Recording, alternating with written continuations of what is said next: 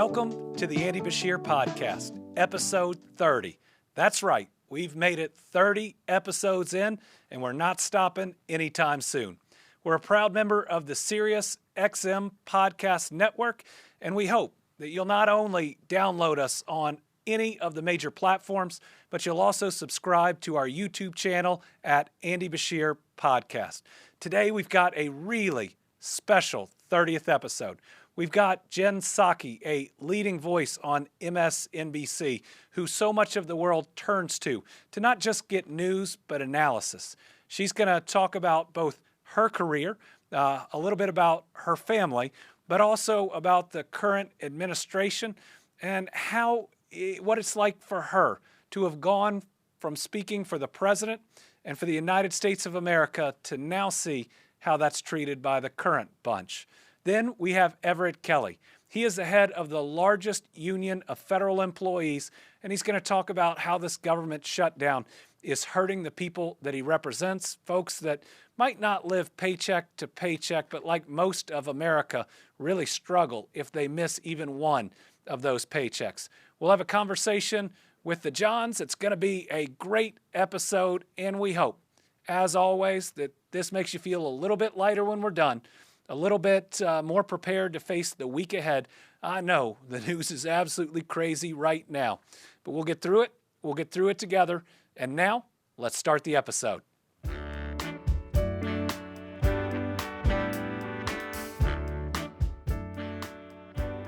Our guest this week on the Andy Beshear Podcast is Jen Psaki. Jen served as the White House press secretary for Joe Biden and now is the host of The Briefing with Jen Psaki, airing weeknights Tuesday through Friday at 9 p.m. Eastern Time on MSNBC. Welcome to the podcast. Thank you for having me. I absolutely love that people like you are doing podcasts. You have a lot on your plate, but this is such a powerful way to reach out to people who may not be paying attention to everything else. Well, the idea, and you have one too, is that chance to just communicate directly to people. And certainly in my position, you don't always get that opportunity. How have you enjoyed podcasting? I love it. I find it to be such a great way to have a conversation that you couldn't even necessarily have on television, because on television, people are talking in your ear and saying 3 minutes, 2 minutes, you have to go to a commercial break. And with a podcast, it's much more casual, relaxed. I think people talk how they normally talk, and that's not always how it happens on television. And so I've really, really enjoyed the conversations, and I think they're in some ways a lot more enlightening. I've gotten to see the filming of shows like yours firsthand, and I think what most people might not know is oftentimes it's just you in the room. Yeah. Maybe a couple of crew members, but tell me what it's like to try to connect with an audience in an era of Zoom. Oof. I'm a people person. I love being around people and having the conversations with them. And I think you can read people's reactions or their emotions or whatever it may be so much better in person. And it has been a real adjustment to, as you said, sometimes you're just talking to one big black box. Sometimes you're in a room just with the black box, and you're of course interviewing people like yourself or others, prominent officials or other people who are just in the middle of the story. But you really have to try to read people through the camera, and that's much harder. And remember, I try to think about who I'm talking to, and I often think about my text chain of my friends from college who are informed and educated, but are not consuming everything that happens in every subcommittee in Washington, right? They live all over the country. And what do they want to know about? What kind of questions do they want to know? Because it's not always the minutia. Minutia is important, but it's not always the minutia or the language that issues are discussed through in Washington. So you've served as the White House press secretary, which has got to be one of the most forward-facing jobs, where the entire world hears from you and sees you. You are the voice of the most powerful person in the world. What's it like to walk out up to that podium with the seal on it and then have to not only speak for the president, but answer any question anyone on earth could ask for any purpose? I'm so glad I'm not in that job now because that really sets up the pressure campaign. What I loved about the job so much was, I mean, it's a huge honor, of course, to speak on behalf of the United States and speak on behalf of a president, but it's also a daily test. Can you explain this issue or this problem in a way that is human speak and not gobbledygook talking points? Not that all talking points are gobbledygook, but I think you know what I mean. You have to really understand the issues in order to answer the 19th question and in order to be able to speak in a way that hopefully people, maybe they're tuning into one clip or maybe they see one portion, but the best days are when you feel like you have provided information to the world. Every day is not like that, but and then in terms of the pressure valve, it's funny coming from you, somebody asking that question, because I think it's much more pressure to run for office at any level, and certainly your level. But I don't know, are you a Ted Lasso fan? Oh, I am. At all? Okay, I love dressed Ted as Lasso. Ted Lasso for Halloween last year. I even wore it to my last press conference before Halloween. I should know this. You feel like a Ted Lasso fan to me. So, and I say that in a complimentary way. But in the first season of Ted Lasso, the Rebecca, am I getting her name right? I haven't seen the show in so long. Who is, of course, this amazing character on the show. She is one of the only women who is an owner of a Yes. football team or soccer team, of course, in the league. And she does this kind of power move where she puts her arms up and sort of makes herself taller before she goes into the meeting. And I used to do that sometimes before I'd walk into the briefing room. Right It was, before of you'd course, walk out. a reference to Ted Lasso, and she's such a phenomenal character, but just a way to remind yourself, okay, I got this. And some days you didn't have it because sometimes the questions from reporters are farther ahead than where the policy making is, which isn't their fault. But those days, sometimes you don't have as much level of detail as they may have wanted. I would play music right before I walked out, like you were going to have your walkout music to pump yourself up. What songs? What songs would you play? All different songs, and I'm not sure that anybody would respect me if they knew how far my musical tastes can go from one side to another. So I just got back from London, and I was fascinated because Parliament operates off asking questions. Questions to ministers, questions to the Prime Minister. And in many ways, their question time seems so much like what the White House press secretary does instead of the president. Did you ever feel like there was a correlation between whether or not you could answer a question and how much people thought the administration understood certain challenges or were on top of them? Yes. And there were days where sometimes I was on the front line of coming back and saying, that does not work to say that, right? Because, and there were times, and you might appreciate this example, given your current role and your longtime role in Kentucky. I remember when in 2021, when there were, of course, mass school closures across the country, and the questions, which were very understandable, coming from across the country from people, but also from journalists, was what is the plan to reopen schools, to get kids back to learning? And there are mixed views now from all sorts of people about whether that was done quickly enough or what have you. But at the time, the question was, what is the goal? And how are you all going to define when you have met that goal? And we discussed this question in our morning's meetings, and I said, this is something people are really interested in. They're going to ask me about. And the answer people came up with was, when we have school open, I think it was something like 1 day a week, right? 1 day a week, we will see that as a success. And as soon as it came out of my mouth as the mother of 2 elementary school students, yes. I was thinking, that is a terrible answer. I mean, the challenge internally was we didn't know how long it would take. We didn't know what was going to be needed for ventilation and testing and keeping teachers safe. It was a challenging policy question. It was just a terrible public answer, and it wasn't satisfying the need at the time. We also didn't know how effective the vaccine was going to be fully True. in practice. Yep, exactly. So if you could go back in time and you would tell your 12-year-old self that you were going to be press secretary for the President of the United States, would your 12-year-old self say, of course I'm going to be, or run screaming? My 12-year-old self wouldn't have run screaming, but they would have been shocked, I guess. I wasn't involved in politics really until I graduated from college. And the first time I ever went to the White House, ever, was after Barack Obama won the election. And Bill Burton, who was a colleague of mine at the time, and I went and visited the White House. George W. Bush was president.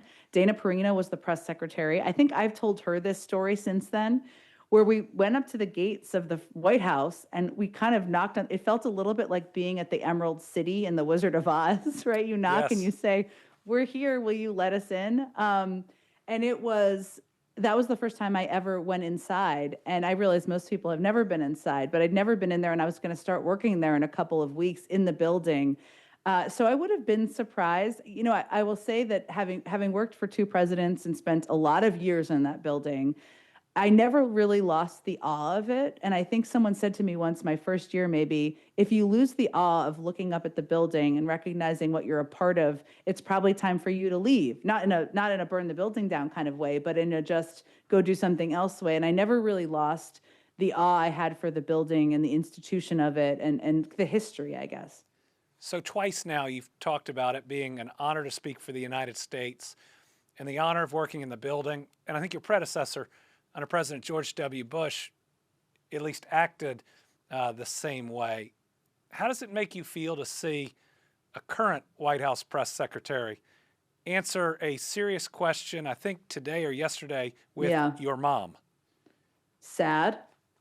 And I say that, and there's plenty of things I disagree with from the Bush administration and from prior administrations that I didn't serve in. But I still have a respect for a number of the people who have served in those jobs. And the room, it's not just that, it's not just the your mom response, which I don't, you have funny moments in that room. So I don't know if that's the biggest hill I'm going to die on. But what makes me sad about the room, about what's happening now in the press briefing room the most, is that it has always been a place through presidents of both parties, through crises in the country, through things being mishandled, through many different presidents, where reporters and experienced and dedicated reporters and journalists could come and ask tough questions. There are still some there, many there, but what has happened is the room has become more of a forum for propagandists in media. I don't even know if they're in media, I guess they are, who are getting more and more of the questions, who are taking up more and more of the time in the briefing room, who are part of the pool at times. And I think that's a real shame because it's hard to differentiate if you're the public. And I only really know that because I've worked in that room before and spoken from that podium. But that's the saddest thing. The your mom moment is, you want to bang your head against the wall, but I think there are worse things than that probably happening in there. When you look at the media landscape, I imagine you think there's a big difference between MSNBC and Fox News. How do you compete, or how do you try to deliver real news when you know your competitor not only has a slant, but is engaged in that propaganda? What we think about, first of all, I don't know how their standards in legal departments work, but we have a pretty stringent one. I would say we know from lawsuits they don't work the same way ours does. Yes. So we know that for sure. I think the difference, how I think about it is I am grateful that I never have to hide what my opinion is or my viewpoint is. And I think that can be additive to understanding what's happening in Washington or what's happening in politics or the campaign. It doesn't mean that people have to always agree with me, but I can add context, kind of freak out about that, don't freak out about that. This is how things actually are supposed to work. But I think the challenge is that it is so over there, it's so burn the house down and so driven by something that's not what drives us, I think. What drives Everybody's me, an enemy to them. Everybody is an enemy. That is a good way of describing it, and in a very personal way. And I don't wake up in the morning and think, I want to destroy all of these people's reputations. I call things as I see them, but I do think it's a bit different. And I also think the conversations are different. I'm not trying to pretend that I am not for abortion rights. I am, right? So that sharing my opinion is different from a lot of what a lot of people in the media do. but I think it's still so different from what you see in primetime over at Fox, which, yeah, it's hard to compete with because it is much more burn the building down in that sense. So I think you've touched on this. You worked in Democratic politics. You're open on your personal views and who you personally support. How do you balance that with the journalism side, with the show that's on just about every night? I read a lot. No, I think that's such a good question. I read a great deal from a lot of different outlets and a lot of different analysis and a lot of different takes on issues that are happening. And how I think about my job every night is, how can I uniquely offer some insight into what the heck is happening here? Sometimes that's what's happening in Washington. It has been as of late when it relates to the shutdown, which is of great interest to so many people out there across the country. Sometimes it's something that is happening on the campaign trail, but it is always based in fact, and it is always based in information that we can cite, and sources that we are using as a point of reference. So I don't know if I think about it as, how can I put good information out into the world and provide some understanding to people who are watching and trying to understand at times what feels like a scary and at times alarming and at times confusing world. I also think part of that is injecting some hope too, and injecting some sense of positivity. And sometimes that is candidates running. Sometimes that's introducing people no one's heard of. Sometimes that is talking about an issue or a victory that doesn't have anything to do with a vote in Washington, D.C. It can be out in a community. So I think about that as being an important part of what we do as well. Right now, people feel like the news hits them really hard, minute after minute, day after day. And one of the reasons we started this podcast was to help people process it. What would your recommendation be? I know that a network wants people to watch news all day long, but people are having some impacts on their mental health, and we don't want people to check entirely out. So do you have an opinion on kind of what the right amount is to be able to be engaged, but to still be able to function with your family and in your life? I think part of it is finding community in person and finding community with your neighbors and people sometimes you may disagree with, but also people you agree with. If the issue you care most deeply about is public education and public schools, find a community of people who also care about that. And don't just text with them, meet with them in person. Maybe you want to join a protest with them. That's great too. I didn't go to college in an age where social media platforms was a big part of how people communicated at all, right? Thank goodness. But I think that's a challenge for people I see who are teenagers, who are in their 20s, where it becomes easier to engage in social relationships and community relationships in that way. I'm not saying it's all bad. I mean, some of what we kind of sometimes use in the news can be videos that were posted on social media. Sometimes I learn about stories on social media, but it has become an excuse for people not to meet in person and engage in person. And I think that is true for things like 20-somethings who are dating. Thank God I'm not in that era, because that feels challenging. But I think it's also true in terms of activism and political engagement. Online is an amazing tool for fundraising and for organizing, but it's not the only tool. And I think for people who are feeling hopeless, or they're feeling they're not sure where to turn or what to do, finding a community of human beings to be with, I think, is a part of it. So one of the most important things that we talk about on the podcast is our why. Not just what we're doing, but why we do it. Tell us about your why in getting into political communications, and now your show on MSNBC. My why for getting into political communications was that I wanted to be, and I didn't know this until I did my first campaign, which was 2002 for the Iowa Democratic Party. I was a hell of a door knocker, I will tell you. I was very good at door knocking. I enjoyed the conversations at the door. But my why after that was, I wanted to be a part of something bigger than myself that had a goal of doing something good for the world. And there are lots of ways to do that. But for me, I was a swimmer in college. I loved the competition of politics, so I loved that. But I also loved this feeling of, wow, we can achieve something that makes some people's lives better, whoever that may be. And back then it was about, gosh, I can't even totally remember, but some of the similar issues, I mean, healthcare, affordability, they were issues back in 2002 as well. But it doesn't have to be about one thing. But that was what drove me to the why. And I worked in politics for 20 plus years because that remained a driver for me. I left and came back. I left and came back to political campaigns, to government, because being a part of something bigger and around people who were so mission driven was such a powerful existence for me. Transitioning to media, I think one of the things that drew me to media was my contribution to the making the world, or I don't know, trying to help contribute to making people's lives better is explaining things. And I love explaining things. I love learning about an issue and trying to make it make sense for people.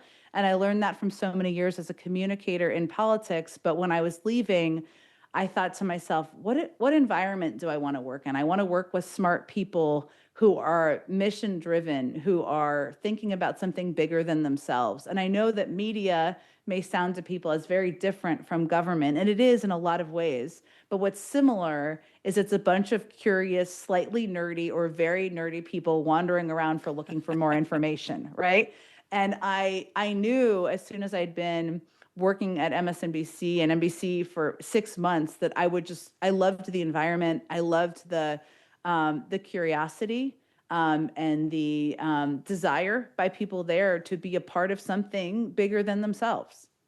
So in addition to being a media superstar, you're also a mom. Yes, thank you for that. So 2 questions on that. Number 1, what is the go-to family meal? Oh boy. And number 2, how do you talk to them about everything that's going on, especially with our government right now? Yeah. Well, first, the easy one. We love all sorts of food. My kids are fortunately eat all sorts of things, but I'm not an amazing cook, but I make great chili. Ooh. So chili, I know we don't do Cincinnati. Well, my husband is from Cincinnati, Ohio, so we do Cincinnati chili, which if people don't know what that is. Does he put noodles in it? He does. No, he does conies. He does cheese conies. Okay. So does my son. It's a big debate. Noodles or no noodles in chili. I'm no noodles. Please don't unsubscribe to the Andy Beshear Podcast.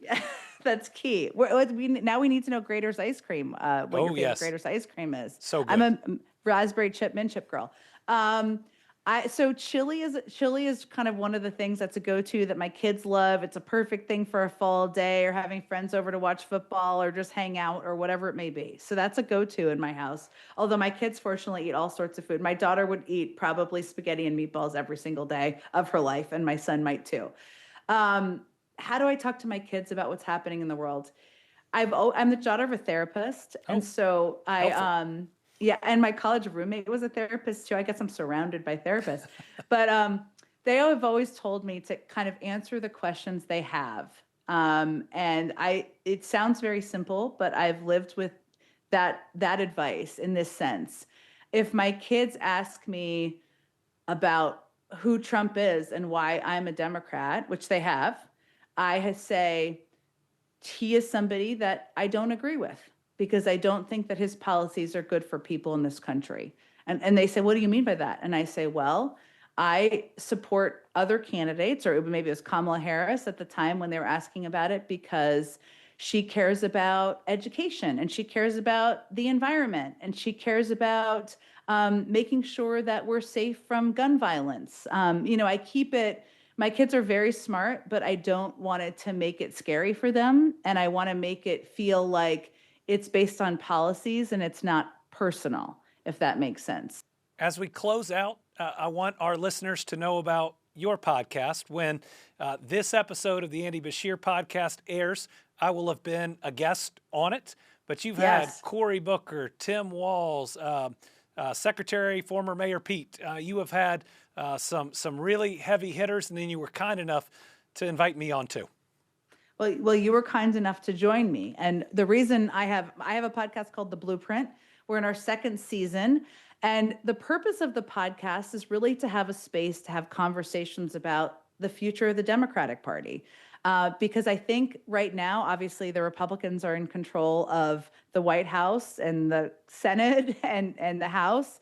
And I don't think there's enough conversations about the debates that are very important, about the fights that are worth fighting and the language that is important to discuss issues through, and what people should really care about and know about. And to me, it's an uplifting opportunity to really introduce people and help people get to know better current leaders, future leaders, and other people who are making things tick within the party.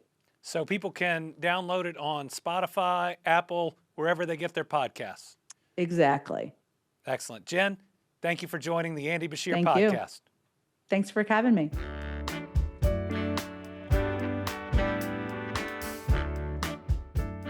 Our next guest on the Andy Beshear Podcast is Everett Kelley. He is the national president of the American Federation of Government Employees, which is the largest union representing federal and D.C. government employees. Thanks for being on the podcast. My honor, sir. Tell us a little bit about how you came to hold this job where you stand up for tens of thousands of Americans and push for a better life for each of them. Well, thank you for, first of all, for having me. And it goes back now. I am a former pastor in Alabama for 31 and a half years. And I truly feel that, I was called to this work. I was pastoring for 31 and a half years. And, I got a call to do a different type of ministry.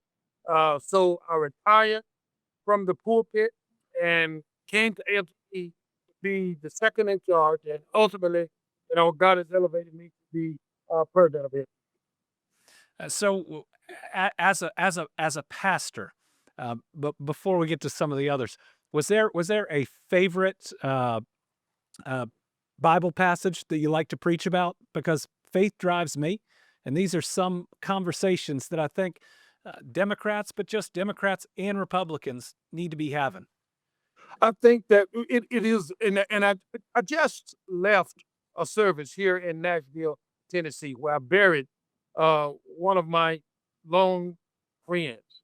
And my comment was Matthew 20:25 and verses 38 to 40 calls all of us to ministry, right? To make sure that we take care of those that's in need. Make sure that we feed those that are hungry, Yes. clothe those that are naked, and so this is where my passion lies, okay? It's taking care of the people that's not able to take care of themselves. Tell our listeners about AFGE. AFGE is the American Federation of Government Employees, representing over 800,000 federal and D.C. government workers. And we are there to make sure that, first of all, workers are treated with fairness and dignity on the job.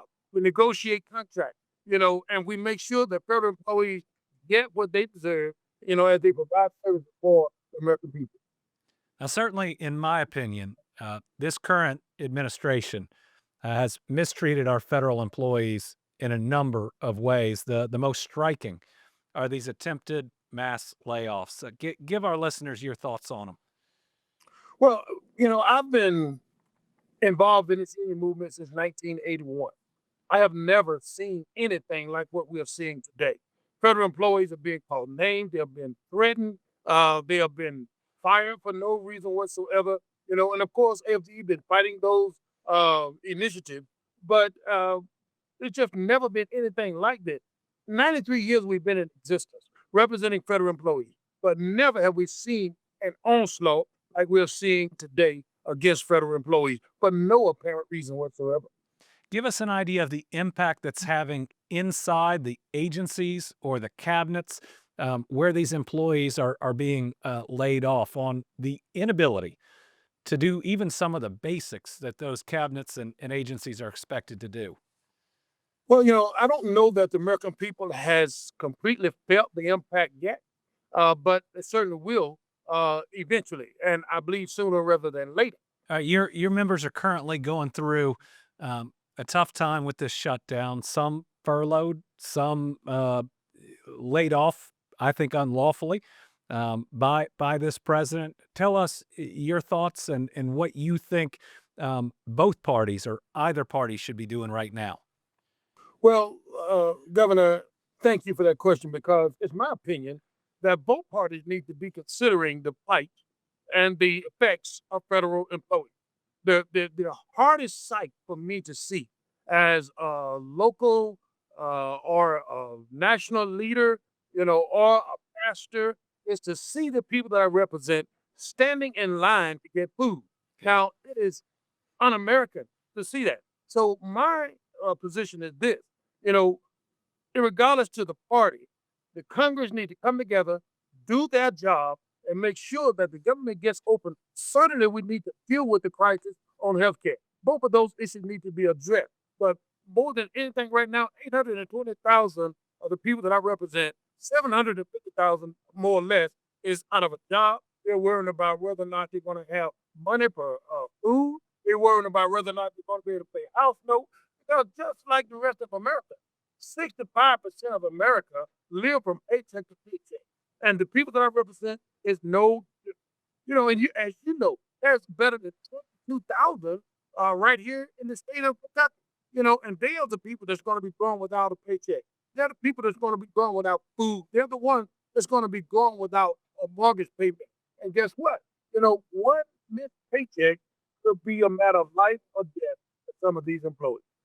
I do think it's important that we point out that a government shutdown does not require a president to fire anyone. And in the past, we haven't seen layoffs whatsoever in government shutdowns. But what the Trump administration is doing, in my opinion, is both using it as an excuse to further unlawfully lay people off or to use it as a form of almost blackmail that if you don't reopen the government, I'm going to hurt a whole bunch of people. These are the threats that the federal employees have had to endure. And I do believe that it's unlawful. And that's why we're challenging this administration in court. We've challenged them on many occasions, and we will continue to challenge this administration every time they do something against the members that I represent that is unlawful. Tell us what it's like to represent such a large number of people that are going to have different political views themselves, that come from different parts of the country, but are all serving their country in really important roles. And that is a very good question because we do get, varying opinions on several things. Even when you come to the shutdown, you get different opinions. But my objective is always to look at what's best for the members that I represent, what's best for the whole, not two or three, but what's best for the whole. And that's the issue that I have to think with every single day. So I see the Trump administration trying to denigrate our federal employees. If you were describing a federal employee to the public, how would you do it?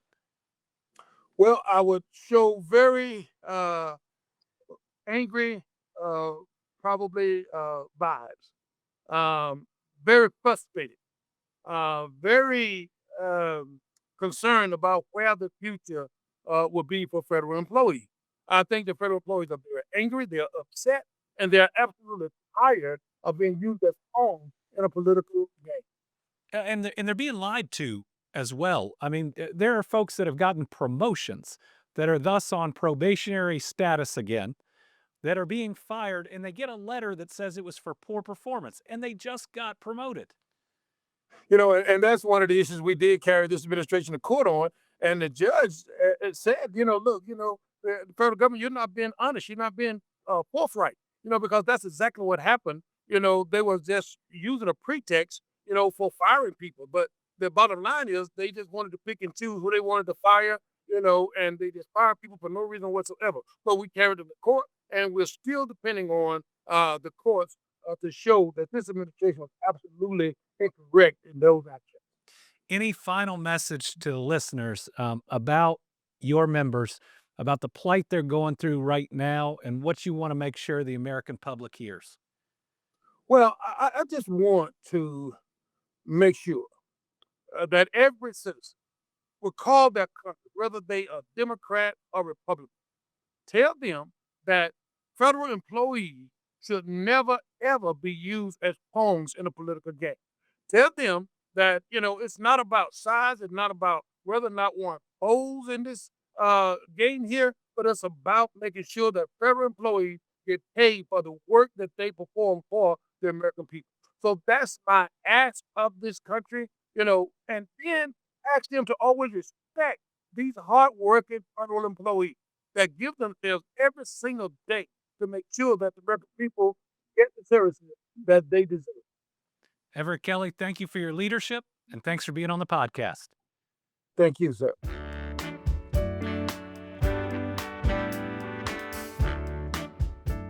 Today, we are fortunate to have Attorney General Nick Brown from the state of Washington. Thank you, Governor. It's good to be here. You're basically out there protecting our democracy.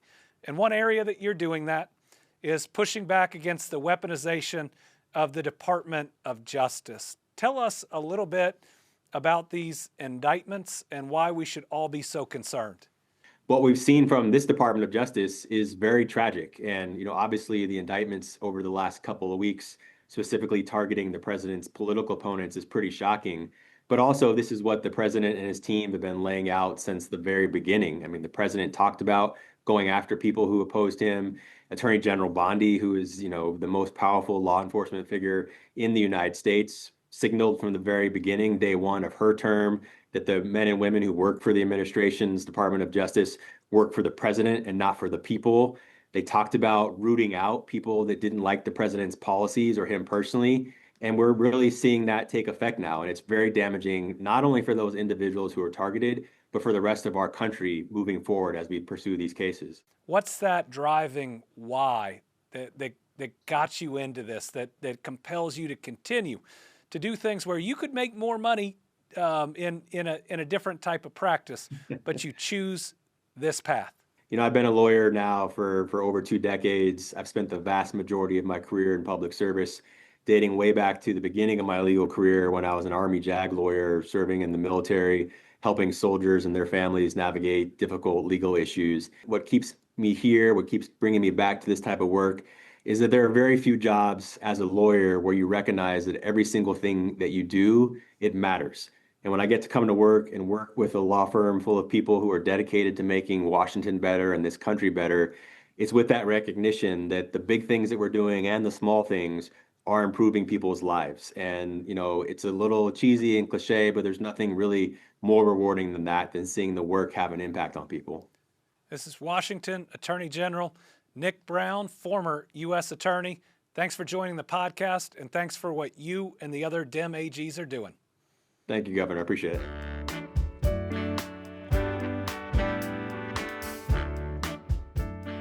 You're listening to the Andy Beshear Podcast. We talk about this podcast as a conversation among friends, a way that we process the news that seems to hit us minute by minute throughout the day, seemingly a week's worth of news every single day. So to do that, I have a conversation with my friends, John Rabinowitz and John McConnell, and we decided to do a little better today. And we've got Brittany Beshear, my wife, the First Lady of Kentucky, joining us. Welcome to the Johns. Thank you. I feel very part of the crew now. I'm officially, no, that's not right. I was going to say I'm officially a John, but that's not right. Well, you definitely class up the John segment. Amen, she does. And no doubt about I will that. tell you guys, it's nice to be back in person. Haven't seen you guys in a few weeks. So I'm also very thankful I'm not sitting on that tiny couch. So, Well, I took one for the team today. thank you. We got a lot to cover today. Let's start with what's on many people's minds, and that's the government shutdown. Already one of the longest shutdowns in history, and there are a lot of implications to it. Democrats are refusing to vote to reopen the government unless Republicans will vote to extend premium tax credits for the Affordable Care Act exchanges, which keep the cost of health care lower. In other words, Democrats are saying without this leverage, without forcing a vote, health care is going to go up for a lot of Americans. Republicans on the other side are saying just vote for a clean, keep the government open a certain number of more months, and we won't sit down and negotiate with you, and we won't vote for anything else unless you do so. Meanwhile, we've got federal employees that are furloughed, that are missing paychecks, and it looks like SNAP benefits won't go out in most states in November. So, John McConnell, let's start with you. I could hop in on the healthcare piece because, right now the Democrats are holding out to get a vote to reinstate those tax credits. And that's going to be a big deal, not only for the individuals buying, but for the small businesses who buy their insurance through that path.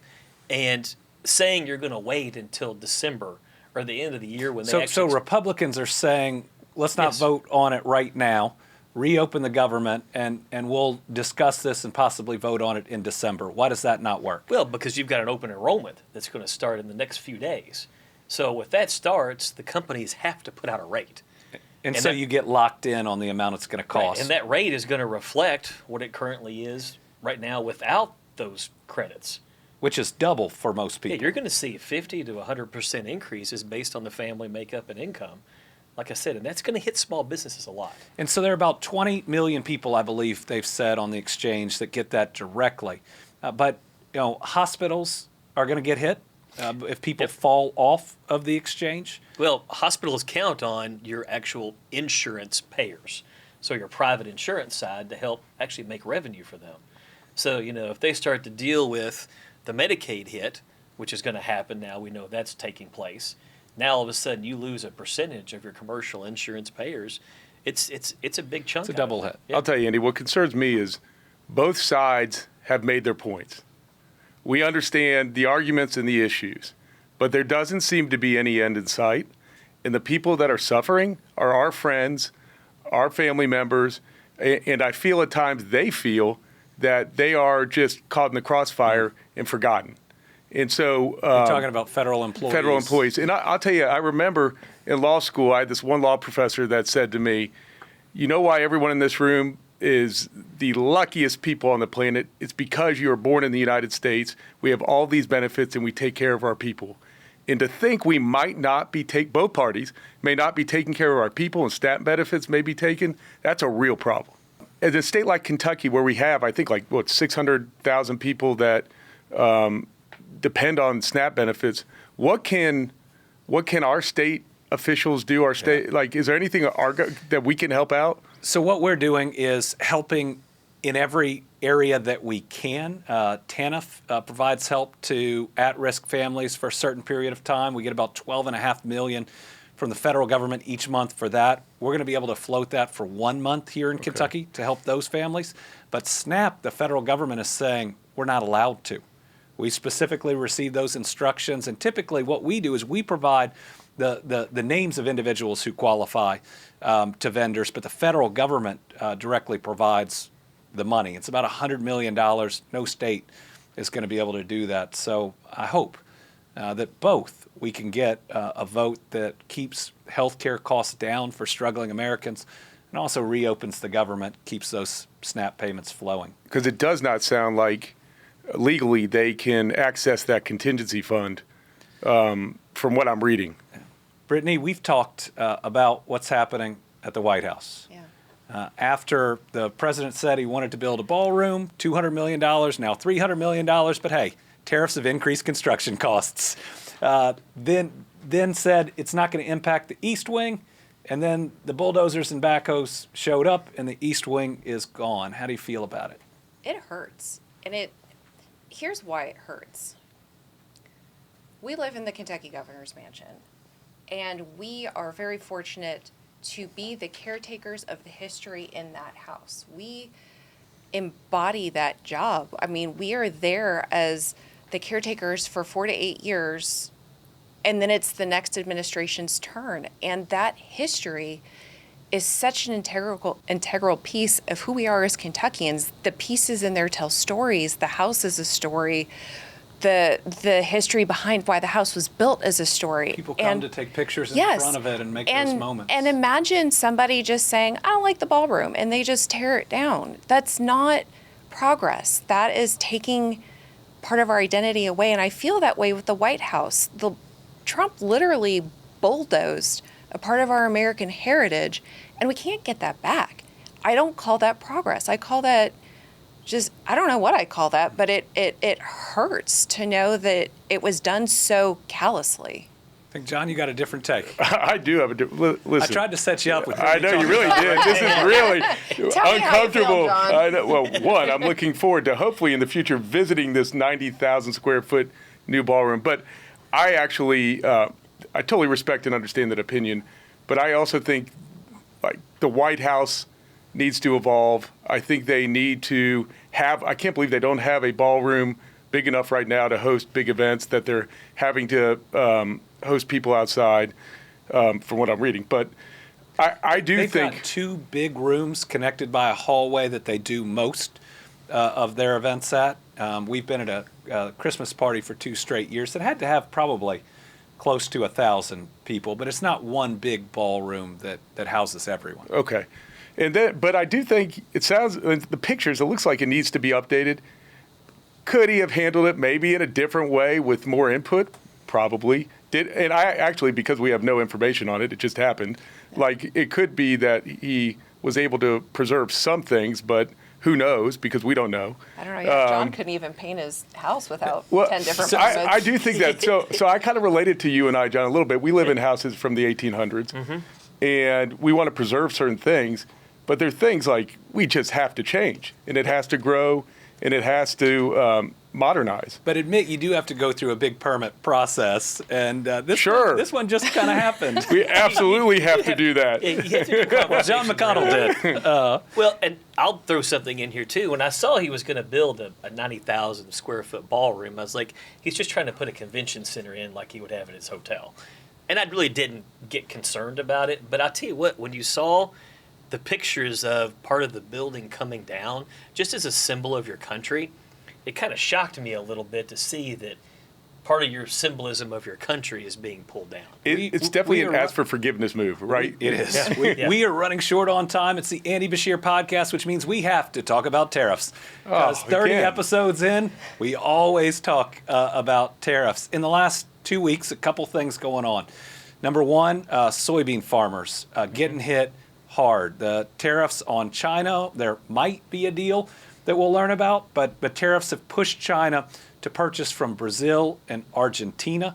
If that market dries up, there is a huge swath of America that's going to feel a lot of pain. And now, the ongoing squabble with Canada continues. Somehow, the president gets upset because one of the Canadian provinces airs an ad with multiple minutes of Ronald Reagan talking. Well, I will say this.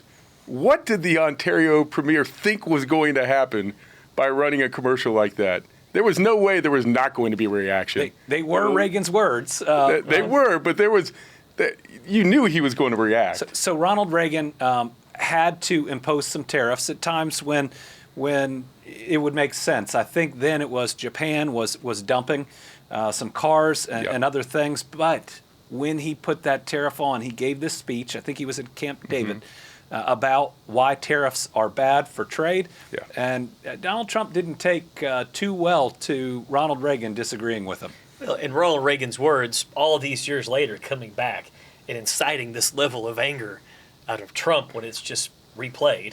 Well, listen, Reagan, obviously a huge advocate of free trade, right? And so, but the reaction, to your point, was an additional 10% levy on all Canadian imports. And you can't levy an additional tariff because you're mad or because someone ran an ad. And if the Supreme Court ends up ruling that you can define that as an emergency, well, that's a great point. We should find out soon, shouldn't we? We should. On many of these tariffs, whether they're legal or not. It's coming. We have some news from this last week.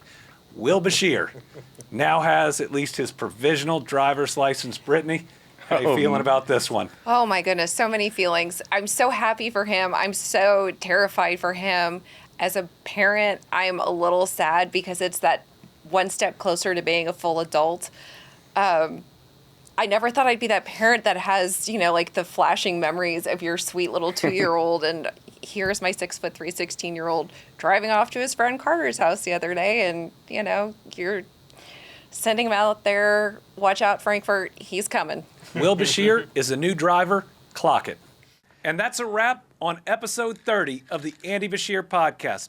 To the whole team that's joining me here on YouTube, congratulations on 30 great episodes. Hey, 30! Thanks to the audience. Thanks to all the subscribers. Remember, find a friend and get them to watch too.